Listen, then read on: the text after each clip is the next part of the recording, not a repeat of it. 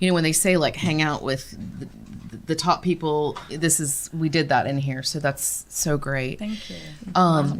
Each of you has really concentrated on your path to success, is still working on it, right? Albeit we're always going to be working on it. But Lauren, talk about your path. Are you laughing? She thought she went to the corner for a reason. Right, I know. She thought she was going to be in a safe place there in the corner. Apparently not. She's not. She's never safe. Talk about the path to finding your passion, because I certainly know that it was not a straight shot. It was not a straight shot, yeah. So luckily I have this amazing sister. And one day she's like, you need to try this incredible yoga class. And I had already been practicing, but you steered me onto a path that took it to another level. And, then I got married and had kids. And after having my second, I just felt like the chaos and stress of children and family. And I was working here with you, which I enjoyed, but it was a job. It wasn't what I was put on this planet to do, but I did it because I loved you and I loved spending time with you. But the busyness of my life made me need to reevaluate. And I sat down with myself and was like, okay, what is it that brings me the most connection to me? Like, what is it that makes me me? And I realized it was really my yoga practice that was keeping me sane. It was keeping me functional and made me thrive. And so that was that seed I decided to plant. And talking with a friend who's also in passion, Marcy Sirota, actually, she and I had a play date with our kids, and she's like, yeah, guess what? I'm doing yoga teacher training. And I immediately was like, I'm not a jealous person, but she said it and I was like overcome with like, that is what I'm supposed to be doing. And literally that day I started researching programs, and a week later I was signed up. And I did it really just for me. It wasn't supposed to be a career path, but once I was in it, I just knew that like, this is what I'm supposed to be doing. And then of course there's fear, and fear gets in the way sometimes. So when I finished the program, I was like, okay, well, this was just for me, and I'm going to play it small, and I'm just going to use what I learned. And then the studio where I did it, he offered me a job, which was completely unexpected. And I was like, okay, I'll just take that, and then I'll just do it as like a little side thing. Mm-hmm. And then opportunities started coming my way, and it was like, okay, it was like all of these things were coming together, which I wasn't even intending for at the time. But it just started to kind of spiral, and I recognized like, this is what I'm supposed to be doing. And the universe was, my co-creator in all of these events that kind of came into my line of vision. And then the more I started to cultivate creativity around it, and also clarity around what I was supposed to be doing, the more the path was just laid out for me. And now I use that to continue moving forward. So it's become a whole career. Yeah.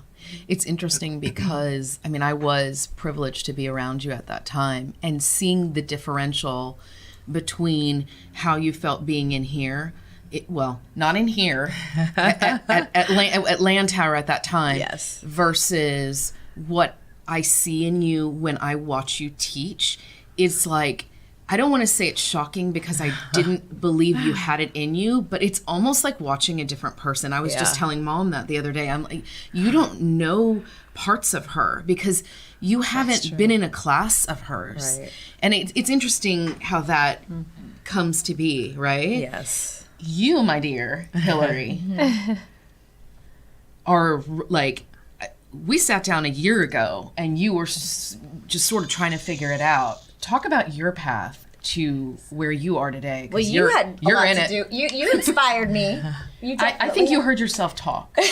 No, you know what? That power, that third brain. You knew. Right. Yeah. And I didn't say anything. I just was there, and you knew. And I think all I did was say, I think you know. And that was it.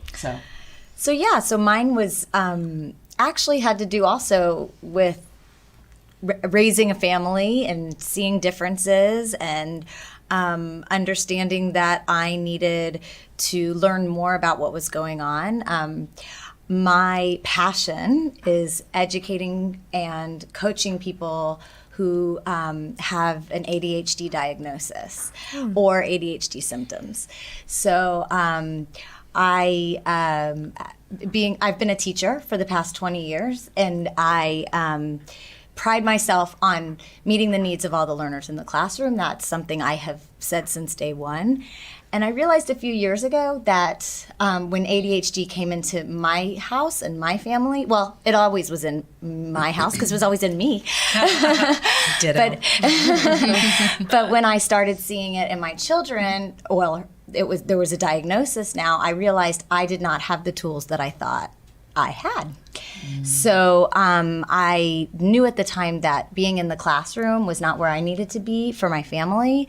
So I left the classroom, and that's when Carrie and I sat down, and I was like, I know that, there's something out there for me in this world. Being a teacher is it's just a part of my being. It's just a part of who I am. And so I explored this and found this opportunity, and spent the last year and a half becoming a certified ADHD life coach. And awesome. And now it's amazing because I can train teachers, which I love to do. I have a master's in education administration as well, and I can talk to parents, and I can work with children and adults. I have student and adult clients who have ADHD, because ADHD is everywhere. It's not just a childhood disorder, and it is something that doesn't go away. We have to learn how to have systems in place and how to understand our brain and understand how we function. And so I take tools that I work with my kids on them. I work with my family. I go into the schools. I talk to adults, and we all are together. I mean, I'm figuring myself out. I'm creating new systems for myself every day. It's such a need. I mean, that is such a need. you. I've never heard of it. No. I've never heard of it. She's creating it as we go. Well, I'm not really. It's there. It is. It was there. Hey, listen, we've got a bunch of people we can send your way. We can say you're creating it too. Okay. Thank you. Now I know where to send all my friends and family. That Focus. I think of it from a productivity standpoint. What distracts us every day, and that distraction and that monkey brain running through your mind. So you're teaching people to improve that, it sounds like, and set up systems, and that's incredible. Thank you. Yeah, many adults can use that. And through the coaching, what I love about the coaching model is that it's not my job to tell you what to do. It's my job to help you figure out what's going to work for yourself. I mean, that a lot of coaches sitting around this table understand that and know that. So yes, I can educate you on what's going on in the brain and why and the hows and some strategies, but it's for you to take and run with, and figure out what works for you. Like everything else. Yeah. You, my friend Jens, are, I think, a mindset master. I don't want to say what you think you are, but I will say that you've vastly helped in my mindset. Positive. This is the way she is all the time. I mean, I've talked to her a lot, and she's just always living in gratitude. But take away what I think of you, and if you had a megaphone up to the world and could scream your message, what would it be? 100% is that everybody is amazing, that everybody's special, that everybody was sent here with a purpose, that everybody has the ability within them. There's nobody that is better than you, and you're not better than anybody else. And that we are sent here to create. And it's whatever that passion is for you, it's going to keep gnawing at you until you act upon it. And if you don't, and of course we talk about fear. I mean, listen, fear is what holds everybody back. But your passion is going to continue to just nag at you and nag at you and nag at you until you find the right people. You two had a conversation, Carrie and Hillary are talking. She knew, but it was the conversation between the two of you.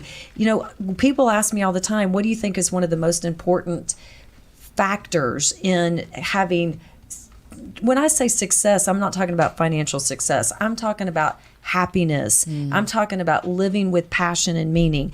And my answer always is surround yourself with people that are living their lives like you want to live, and then the rest will follow. So you're going to be talking to them. They're going to talk you, I'm not going to say out of your fear, but they're going to talk you into action because success happens in action. They're going to start to, you're going to see how they live their life, and you're going to start to emulate what it is that they're doing. You know, success, the formula to success isn't a difficult one. What's difficult is just believing you can do it and then do it. But everybody is so amazing. And listen, the world needs you. You know, I am a podcast host, and one of the things I say at the beginning of all my shows is I believe that we live in a world where there's a war between good and evil. And the only way evil wins is when good people don't do enough. The world needs us. I mean, they need every one of us at this table to work at our highest potential. And we're not supposed to help everybody in the world. We're only supposed to help the people we're supposed to help. I mean, you know, we've got amazing women in this room right now. And if we are all living at our fullest potential, and we're limitless, so that's never going to stop. We keep growing, the impact that we're going to make, but the world needs us. You know, and I see people all the time, and I know we all meet people and we talk to them, and you think this person is amazing, but they're, if we set a level of 1 to 10, they're living their life as a 2. Yeah. And you're like, the world needs you living at a 10. And that's what I think we're really doing here. I mean, I think that's who you are at your heart as well, Carrie, is we want to inspire people to fulfill their mission and their callings in life and not to be afraid of it. And you're not crazy, okay? We are not crazy for doing all the things that we're doing. We're driven and we can't stop. So, I mean, that would be my message. Just a little crazy. You got, There has to be a little bit of crazy. You got to be a little crazy. Yeah. I mean, my husband will say, Ginge, you're like a lot crazy. Here's what I here's what I say to my kids is every person you meet is going to be crazy, and it's either they're a quarter crazy or they're 50% crazy or they're 100% crazy, but we're all crazy in our own way. So pick your crazy, right? Pick your crazy and pick the ones that you hang out with too. Exactly. Summer, you are somebody that is coaching people as well, but you have to deal with all kinds of emotions in the workplace, and see, you know, you're dealing with people at different places, maybe that don't want to admit where they're at or aren't ready to accept. Name a time that this is a hard one. You can handle it though. She can handle it. She can handle it. She can do it. Name a time where you were not in control of your emotions. Oh my God. And how did that feel? That's the easy gosh, one yeah, for that's me. right. Last night. You mean the last time? Yeah. Right. Actually, that was actually day before yesterday. Yeah. And it was actually with my own child. And, you know, it's so interesting. So many things that everybody's saying is bringing some other ideas to mind, which I'll share with you. But, you know, it's interesting when you are a coach and when you know so much about emotional and social intelligence and mindfulness, which I like to talk about because that mindful, is it mindful or mindful? F-U-L-L. Right. And so we really have to be cognizant. Ooh, I like where, that. Yeah. Good. Love I like that. where our headspace I is. love that. When we are setting out to be mindful with that intention. And, you know, it just goes to show you, and I really believe these 3 core principles of where my coaching certification came from Marshall Goldsmith, and I think he is the guru of leadership.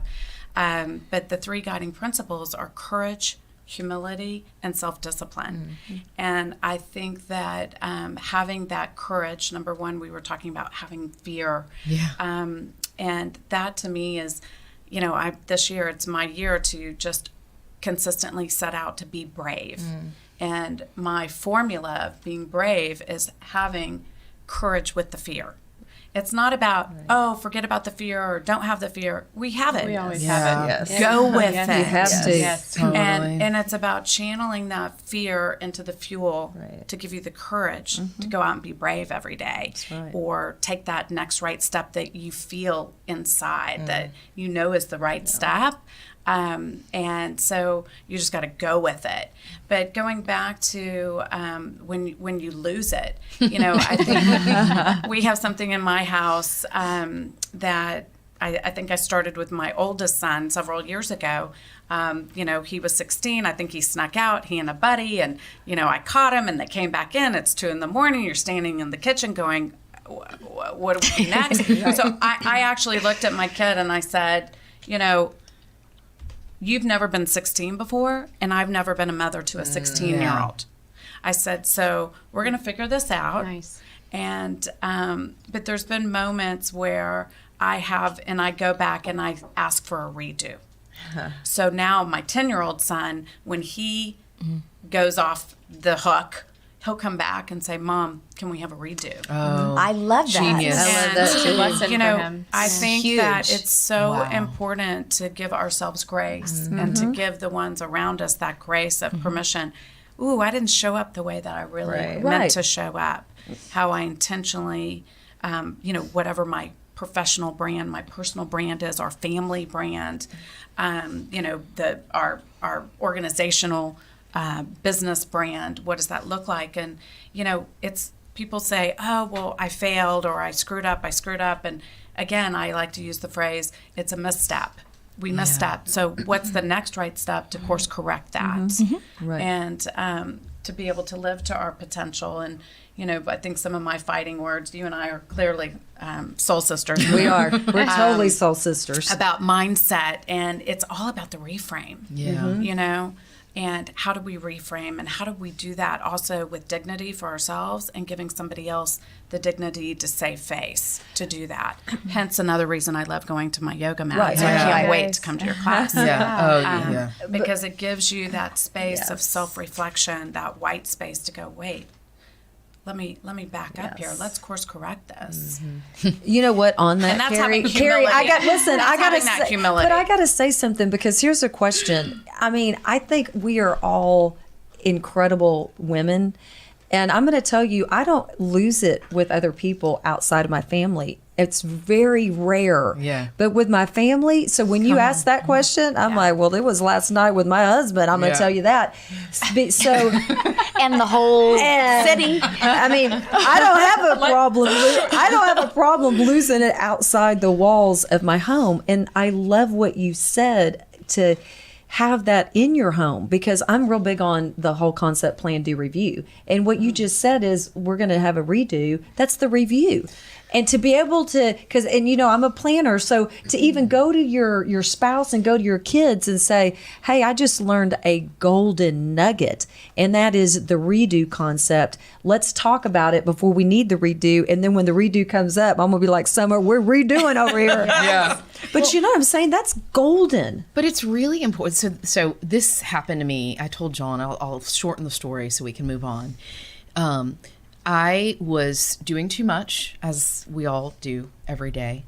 It was a Sunday. I'd been to 3 grocery stores. I had been to BMF. I had been here. I had worked for 3 hours. I mean, it was like, you know, on. And it's time to now make dinner. And like a, you know, jerk, I said to my husband, if you want to have family dinner tonight, I mean, I'm sorry to say, I really didn't want to have family dinner. I didn't want to cook.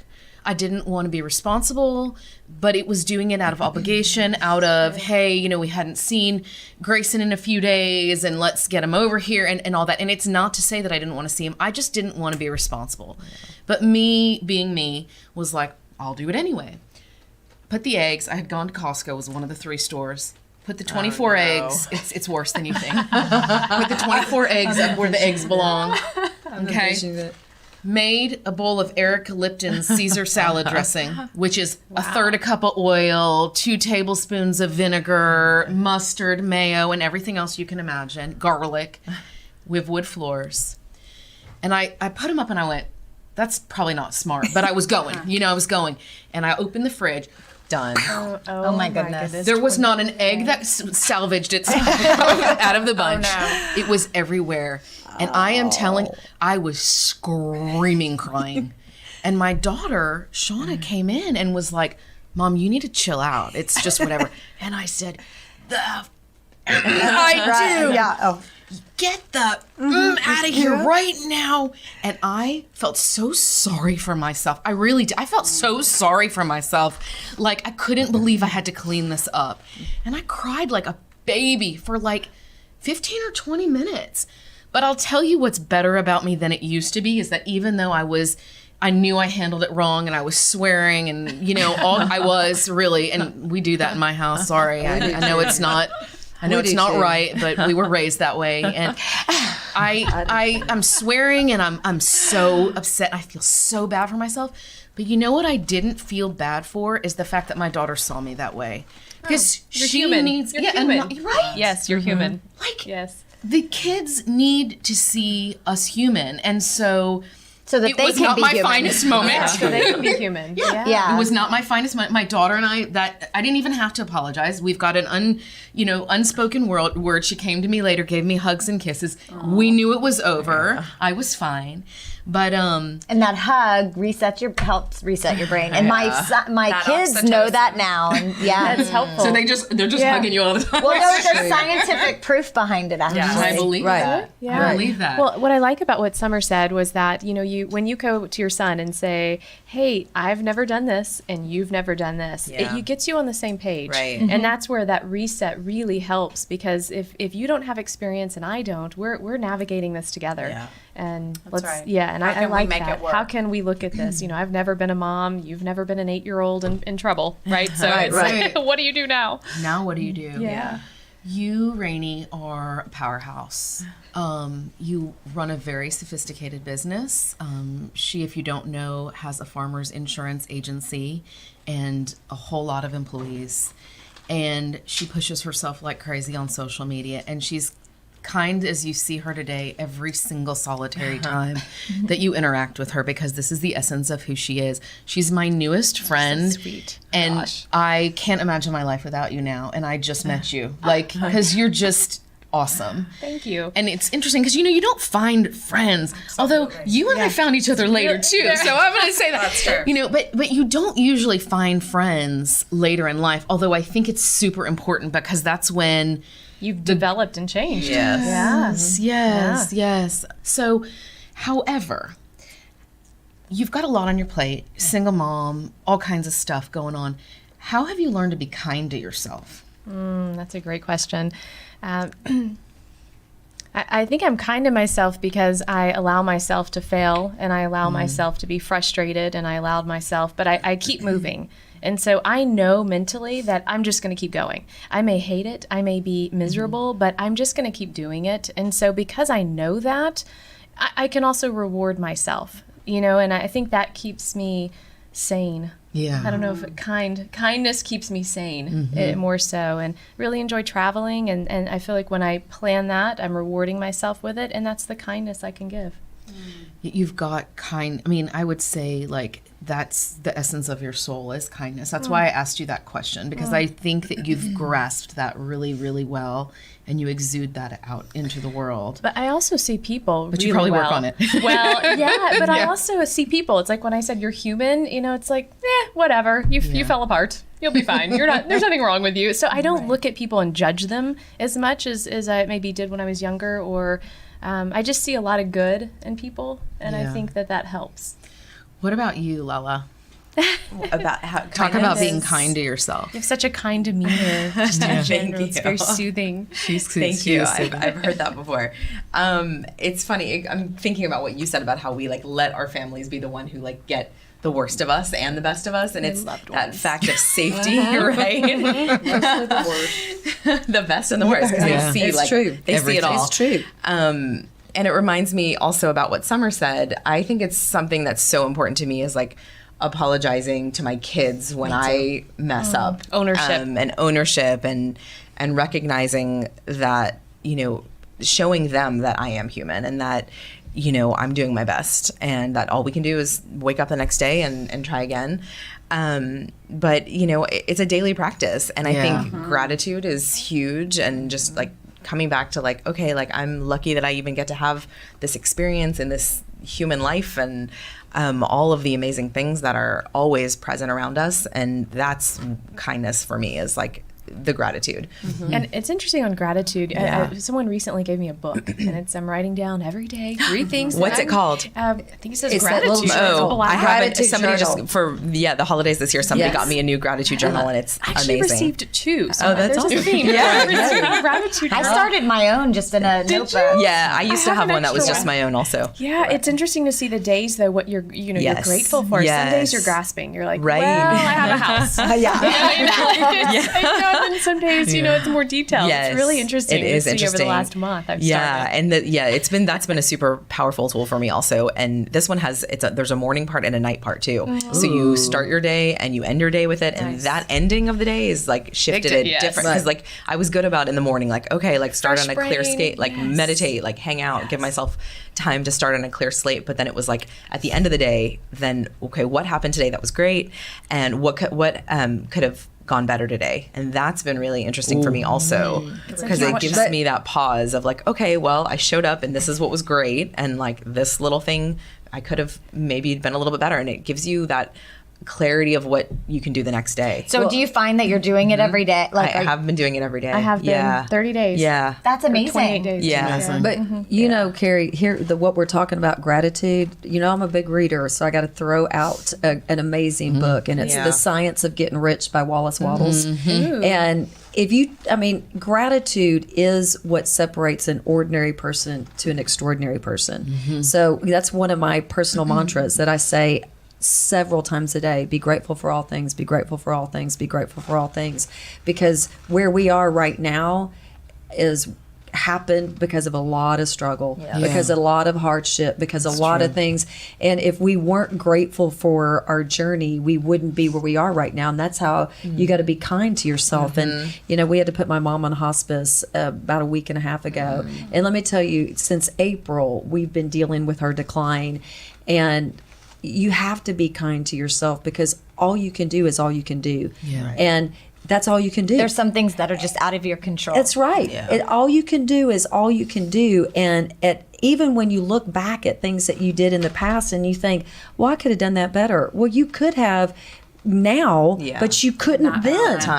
At that time, you did the best you could. Whatever you did was the best you could. I believe that with all my heart. But gratitude truly does separate the extraordinary from the ordinary. And when you hear people talking about they have gratitude, you're dealing with the higher level person. You just are. Yeah, you're going to connect on a different level. Higher frequency. For sure. That's where I'm going to have everybody answer this one, because this is tough too. I'm going to be honest with you.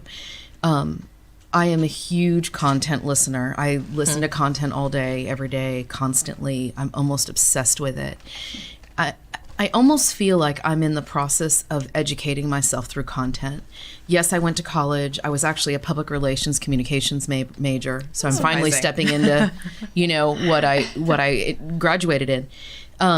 But I heard something the other day, and it hit me, and I actually sent you the podcast. I think I sent you the podcast. I listened to it on the way here. Every one of you is getting it afterwards. Thank you. Don't leave me. Catch It's us great. She's I unbelievable. listened the whole way here. Yeah. Her name is Allison Bird. Allison Bird, if you're listening, I love you.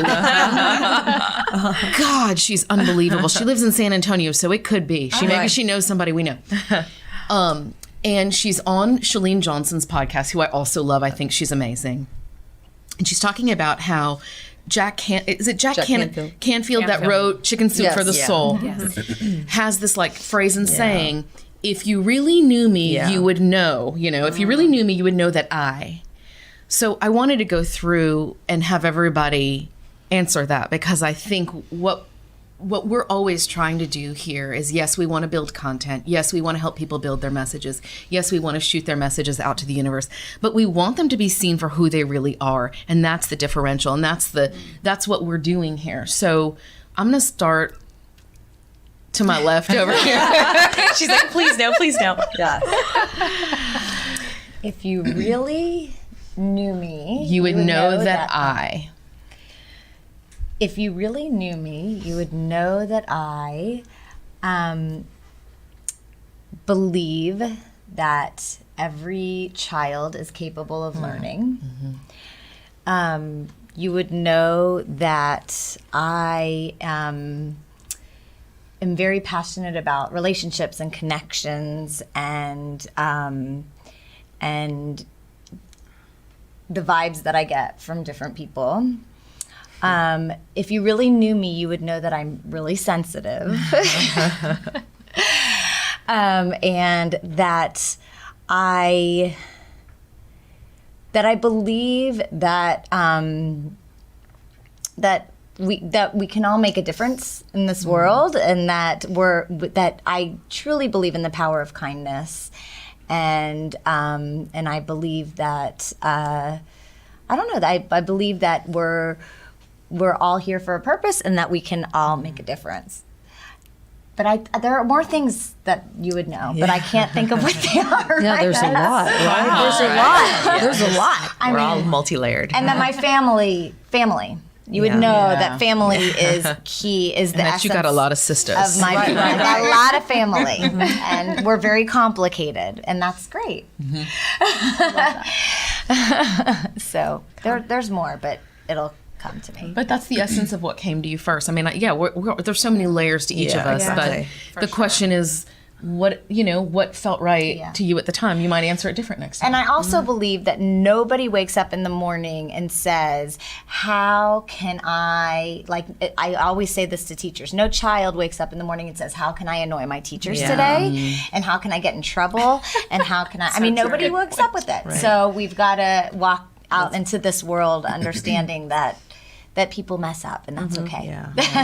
It's a good Maybe reminder. have a little patience. Yeah. Right. Yeah. Patience. Summer? Let's see. If you really knew me, then you would know that I am a truth seeker. That I think that's where my self-professed soulpreneur comes from, which is someone who rises up to really shine their light. And whether that's in their career, their family, wherever that is. And, shining the light is really, that light is the truth, that truth source. So, I'm so passionate about connecting people to either things or other people to have that synergy, to create that light within us. And I'm super passionate. And if you really knew me, honestly, that's kind of something that I live very outwardly. So you don't even have to know me well to get that pretty quick. I hope not anyway. Because I have no shame when it comes to sharing people that I think that are doing something fabulous or are fabulous. I just am a big believer, even philanthropically. I always want to make sure that if there's some golden treasure somewhere that I've found, I want to share it. I'm all about collaboration and innovation, and where does that elevate us to collectively? The other thing is I live by my intuition, and that's just been, I've realized how grateful I've been all through my childhood. I had a pretty different childhood than most that are in my peer group. And so just recognizing that my intuition and being able to act on that and not let fear sabotage that in any way. And so, sometimes I'm pretty out there. I just finished a book called Super Attractor by Gabby Bernstein. Oh, so that's a much higher level kind of spiritual connect. And some people are like, oh, and other people are like, oh my gosh, I can't get enough. All the signs are here. And I'm like, you know what? When you live with clarity and you live intentionally and with purpose, and I think we kid ourselves thinking that purpose has to be one big grand thing. It can shift from year to year. It depends what our children are doing, or our family, or our work, or our community service work. So our purpose can shift, but when we go out and set out every day to have the intention. So most of us, God willing, don't wake up, our kids don't, and say, how can I annoy my teacher? But being deliberate about how can I live with intention. So my youngest son and I, every day on the way to school, we listen to something that is a podcast type of thing that Deepak Chopra and Ananda Kids has, and it's a spindle where you can pick, is it words for the day, whether how do I shine my light, or one love. So, today was the power of your words. And so my child hears this every day, and so do I, by the way. It works. It's not just for kids, I don't feel like. But it is about purposely, okay, most of us just wake up and I guess we're glad we woke up, or we're still tired. But what about just taking a moment? And it's that 1 degree of separation that brings that extraordinary. And that 1 degree is, okay, today I'm going to be intentional with my words. I have to just say really quickly, the last few years that I taught, every morning I would start out with my students.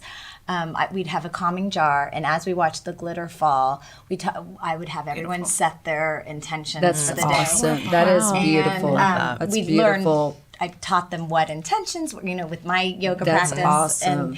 And they would, if I forgot, Mrs. Stern, we got to set our intentions. And if they wanted to share, they could. That's a huge lesson. By the way, they were first graders. Yeah, that's such a huge lesson. Never too young. First grade. Yeah. I love it. That's a life lesson. It is a life lesson. Because we fall off, right? You got to teach all We fall teachers off. to do that. That's an impact. I've done it in teacher workshops as well, but that's amazing. not all of them. But That's I've done it. amazing. That's something you can. Okay, so if you really knew me, you would know that I'm all about you and not me. Yeah. I am so, everything I do in life is to help other people, truly. I mean, I don't have an ego. I don't believe in it. I don't care what other people think of me. I honestly don't. I just sincerely want to make this world a better place. And, I'm a very high achiever. So, my dad was a professional tennis player growing up. I say that's where I got this winning mindset that I have. So when you're a high achiever and you have a winning mindset, everything that you do, you win at. And so people think, well, she might be all just about herself, but that's not what I'm about at all. I mean, I am about you. I'm about the person that's in front of me. I want to make this world a better place. Believe me, when I leave this world, every person that I touch, I want them better. And so what drives me isn't my pocketbook. I have enough in that, thank heavens. I'm blessed in that respect. But it's, I want to make you better, whichever, and I believe that, like I said, we're not supposed to help everyone in the world. That would be ridiculous.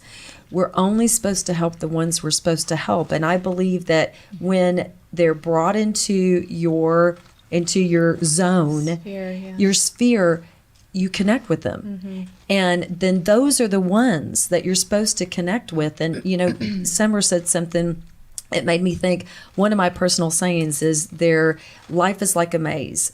There's one right way in and one right way out. You're not going to mess this up. You are not going to screw your life up. You're not going to mess it up. Because if you hit a wall or a roadblock, all that is it's redirecting you. It's just redirecting you. It's like a roundabout. Right. And a roundabout. So you get redirected. But if you just keep moving, you're going to get to where you're supposed to be. And that takes the pressure off of yourself. But I know for a fact, because I'm involved in a lot of different things, I wear a bunch of different hats. And when you come into an organization and very quickly become the top, and you do things that no other person has done in organizations that have been around for decades, people will look at you and they judge you and they honestly think, well, she's all about herself. And that is so not who I am. Oh, overwhelming question. Okay. If you really knew me, you would know that I'm an introvert. This is totally outside of my comfort zone, all of this. And even teaching, it's like not my normal comfort zone. It's something I have to push past every time I show up. And it comes back to what multiple of you have said, which is, if you really knew me, I'm all about inspiring other people to help be their best selves. And it's not about me. And it's about other people and helping them be more in tune and me sharing the tools that have helped me, and what you've said really resonated, because I think it's, when you really want to understand something, you teach. And so that was kind of where I ended up in this practice. It's like, okay, you show up every day and you teach, and in those moments where you're teaching, you're learning. And that's so much of what inspires me every day. If you really knew me, you would know that I also am so guided by my intuition and gut response, and that is the only way I can operate. I try to cultivate clarity every day so that I can be the most authentically in tune with opportunities that present themselves. If you really knew me, you would know that personal interactions affect me, and I'm touched by other people in ways that I don't always express. And I'm guided by the energy I receive through other people. And if you really knew me, you would know that my kids are the most important thing in my life. And I'm a crazy mom, but it's only because I care and doing the best I can. Yes. Yeah. We all, yeah. And yeah, there's so much. Like I'm a chameleon too. If you really knew me, you'd know that I'm a chameleon. Like can shift and change, and I'm somebody who can really understand lots of people's perspectives. Yeah. And I think that's a blessing and can be a challenge, because I can see all sides of a coin, and I'm not somebody who's like black and white. Like I can see everything. And so in that way, it's easy to not be judgmental because I can get all perspectives, but in other ways it's a challenge to kind of hone in on, what exactly. But that's where it comes back to the intuition and the guidance and the constant synchronicities, messages we're always receiving. So if you really knew me, you'd know that that's my guiding inspiration. Yeah. That's lovely. For an introvert, you sound like an introvert to me. I don't know if I believe but that. I really am. She's just like a little smart too. Just a little bit. A little bit. Just a little bit. So mine, let's see, if you really knew me, you'd know that I enjoy solitude. As social and outgoing as I am, I really enjoy my own time. So that's that little bit of introvert in me. I think that it helps refresh me and recharge me, and being on my own is refreshing sometimes. Also, I think people are surprised by that. They think I need to be with someone all the time or around people, and I'm really not. Also, if you really knew me, you would know that I understand the perspective that someone is coming from, or I will try to understand. Yes. So whether it's a psychological or mental, or just a bad day or cultural or whatever it is, that I'll try and put myself on their level so I can understand.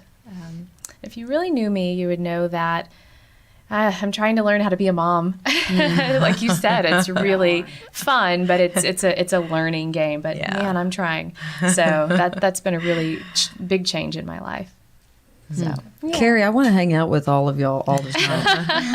That's what I want to do. I know. I love keep everybody. going over. Yeah, it's like. Are you going to answer the question? Yes. She has to. That's She has to. She has to. You have to. TikTok, Carrie. TikTok. That's what happens when it gets turned around on you. Exactly. She didn't think that was going to happen. Our chairs swivel. Do it. Okay. If you really knew me, you would know that I am completely emotionally based and that I cry every day.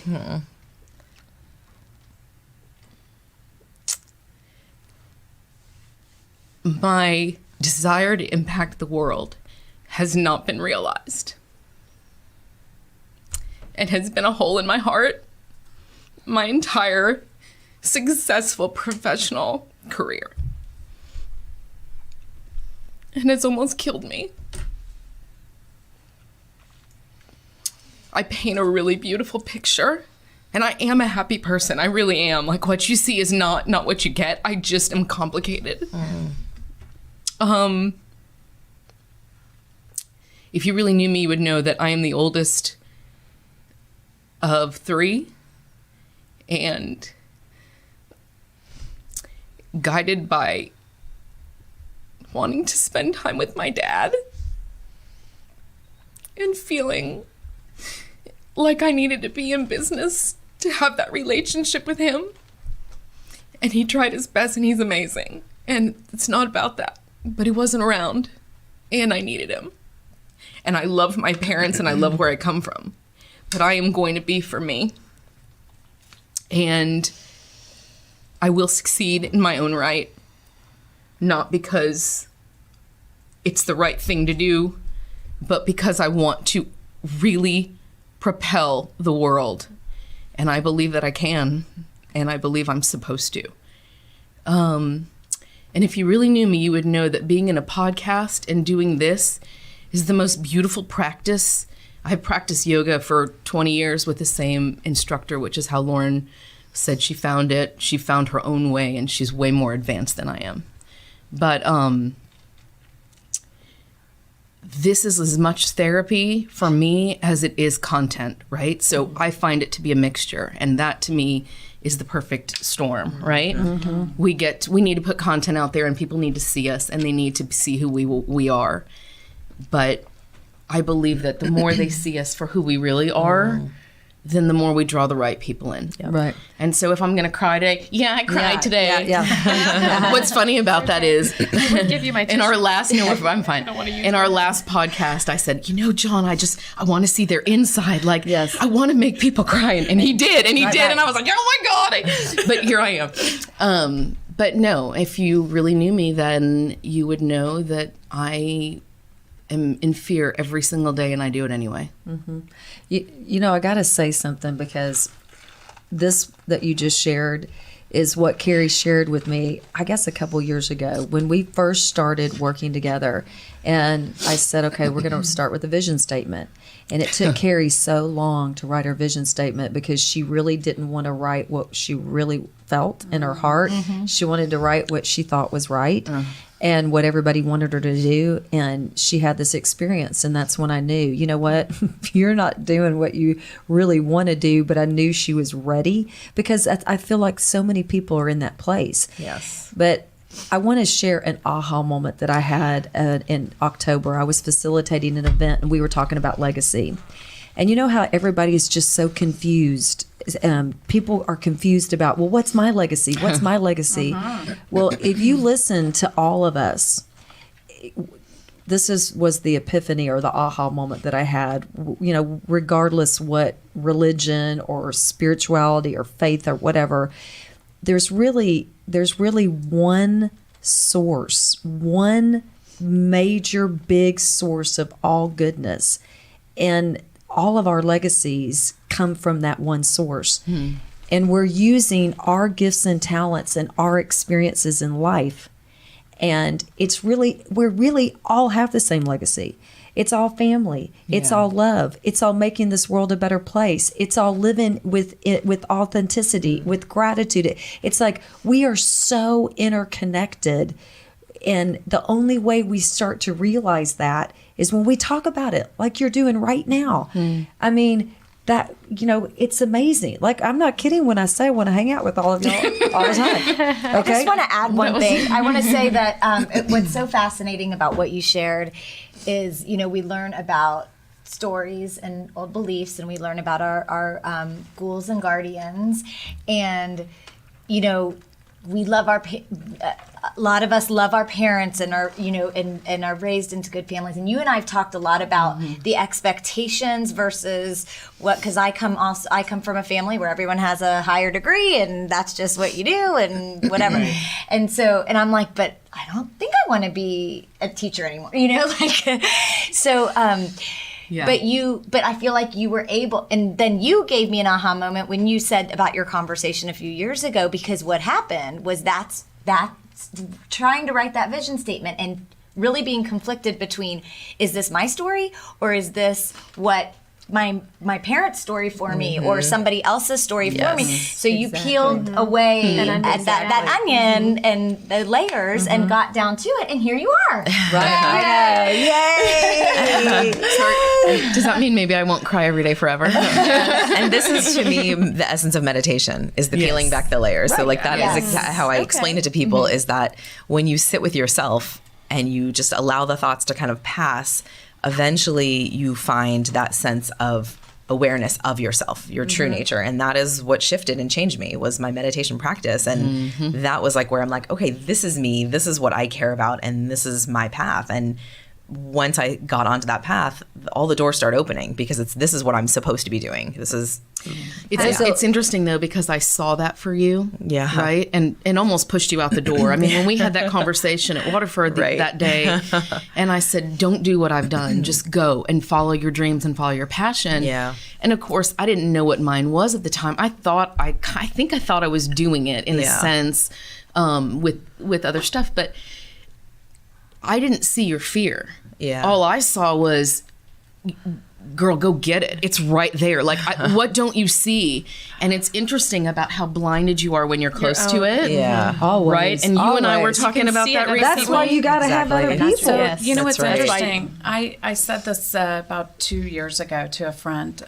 Her husband was battling cancer, and we were talking about fear, and I was asking her, she had to make a decision on something, and I said, be very careful, because fear can mask itself as intuition.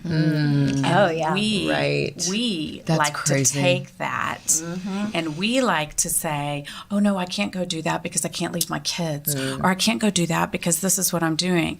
Oh, but my gut, I can't. Now wait, is it? Right. Because if you're really being guided by your intuition, it's not so much your gut, it is your soul speaking to you. Yes. And so I always say caution about fear masking itself as intuition, because fear likes to come in and sabotage, and then we like to grab that because it's safe. Right. Yeah. Safe. It's brilliant. Comfort You know, zone. So Comfort true. zone. Back in. I'll end with this because I think this will resonate with everybody as well. So in preparation for this, we were watching some shows, right? We wanted to see, and I said to John, you know, we're going to do a lot of things, and I'm going to talk to you about Passion Dolls in a minute. But I said, John, we got to do that. Like, what was happening with these stars in this room? And I mean, I wasn't kidding when I said that. It was just beautiful, like these real connections, which we had today, and I knew we would. But Oprah was on, and like, I think everybody we all look at her. It's like she's like a walking god, right? Like, and she's talking about her fear in acting. She had just been in this role and had acted in this role, and she's looking at like Reese Witherspoon and the girl that's in I know some which other movie. shows. It'll come to me, but she's with these people who, by all intents and purposes, are not Oprah. I mean, I'm sorry. Like, they're amazing. They're looking Reese at is her. amazing. Yeah. But they're not Oprah. And they know they're not Oprah. Nicole Kidman was in the room with her. Right. And she starts talking about her fear of measuring up to them in the acting world. And you can tell they're all looking at her too, going, did you not know you're Oprah? 'Cause, like, you're Oprah. But she's describing it. She's not like, you know, she's like just talking about how she doesn't feel adequate. And I looked at John and I said, man, if Oprah feels inadequate at times, then that should be telling the world something. Right. Everybody feels I that way mean, at times. no joke. So, and then I heard TD Jakes on Oprah's show yesterday on my way in saying the thing about fear is that people look at people like TD Jakes and Oprah and think they don't have fear. And they're perfect. The truth is they do. They just do it anyway. That's right. So I'm trying to hold on to that. I hope we all keep trying to hold on to it. I don't think it means it's going to go away for any of us, but That's not what it's supposed to mean. We're all embracing it. Part of the human experience. We got to have it. It serves a purpose. Yeah. thank you for being here, and thank you for being a part of our first podcast Mixup. Yeah. Dream come true.